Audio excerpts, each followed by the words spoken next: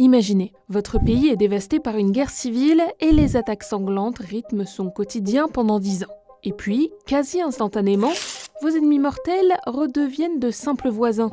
Ça, c'était l'Algérie de la décennie noire, entre 1991 et 2002. C'est l'un des épisodes les plus douloureux et tabous de l'histoire du pays, et tout a commencé par une simple élection.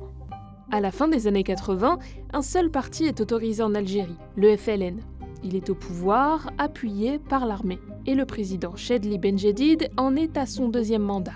Mais le pays est en crise. La chute du prix du pétrole, ressource qui représente 43% des recettes de l'État, plonge le pays dans la faillite. Les services publics et le pouvoir d'achat se dégradent.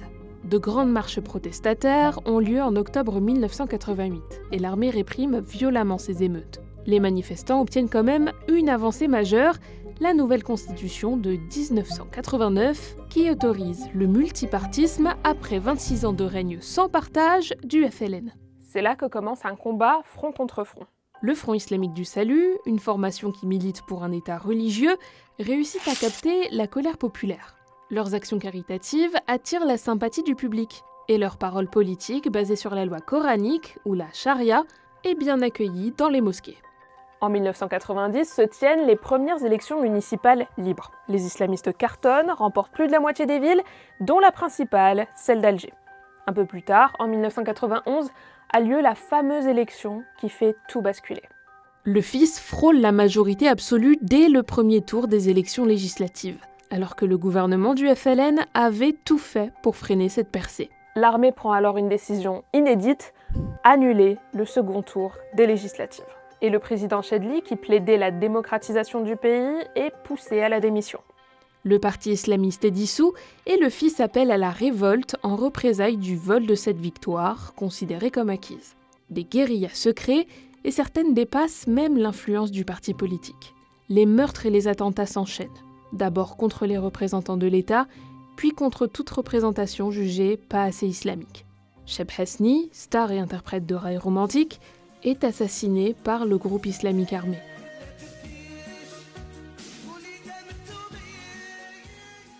En 1997, les attaques terroristes déciment des villages entiers. Pour faire face à tout ça, le gouvernement déclare l'état d'urgence. Mais l'armée elle-même est soupçonnée d'exactions par des ONG. Amnesty International signale de mauvais traitements et des cas de disparition forcée de présumés terroristes sans procès équitable. Il y a une situation qui illustre très bien l'état dans lequel vivaient les Algériens à cette époque. Les barrages routiers. Chaque fois, un civil non engagé dans le conflit risquait l'arrestation arbitraire par les forces de l'ordre ou l'assassinat par des islamistes armés. Et cette guerre civile va prendre fin par une décision forte, l'amnistie. Fraîchement élu, le président Abdelaziz Bouteflika lance en 1999 un projet de loi de concorde nationale.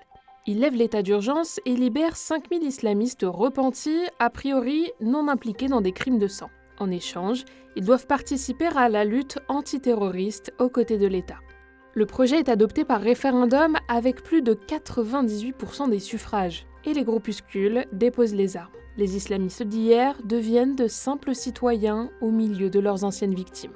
C'est pour ça que je vous disais que cette fracture est très taboue en Algérie. On estime qu'il y a eu entre 150 000 et 200 000 morts, et certaines critiques estiment qu'il y a eu plus de place pour l'amnistie des islamistes que pour la réelle justice. Depuis 2005, une charte pour la paix et la réconciliation punit de 5 ans de prison toute œuvre ou déclaration qui utilise ou instrumentalise les blessures de la tragédie nationale, ce qui complique pour certains intellectuels le travail de mémoire.